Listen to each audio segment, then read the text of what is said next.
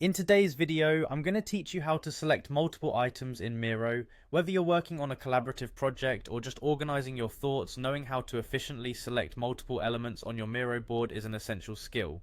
So let's dive into the process step by step. First, you need to go to Miro's website. Simply open your preferred web browser and type in miro.com.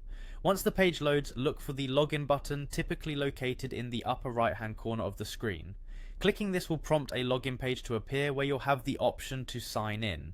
You can choose to log in using your email address or opt for the convenience of signing in with your Google account. Whichever method you choose, go ahead and enter your credentials to access your Miro dashboard. Once you're successfully logged in, you'll land on your Miro dashboard. Here you'll see all the boards you have access to. Identify the board you wish to work on and click on it. This will open your selected board, displaying all the elements you've been working with. Now, to select all items on the board, there's a quick keyboard shortcut you can use. Press Ctrl and A at the same time if you're on a Windows device, or Command and A if you're using a Mac. This handy shortcut will automatically highlight all the items on your board.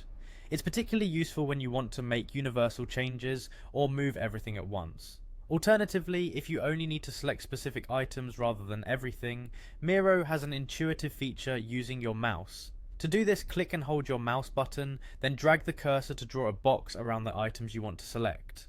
Once you release the mouse button, only the items within this box will be highlighted, granting you the ability to manage these specific elements without affecting others on the board. Remember, selecting multiple items in Miro is not just about moving them collectively.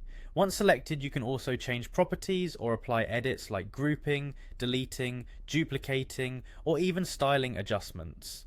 Leveraging these selection tools can dramatically increase your productivity and make project navigation much smoother. And there you have it. You've now learned how to effectively select multiple items in Miro, whether it be everything on the canvas or specific elements. With these tips, managing your projects in Miro can be more efficient and tailored to your precise needs. Thanks for watching and happy organizing.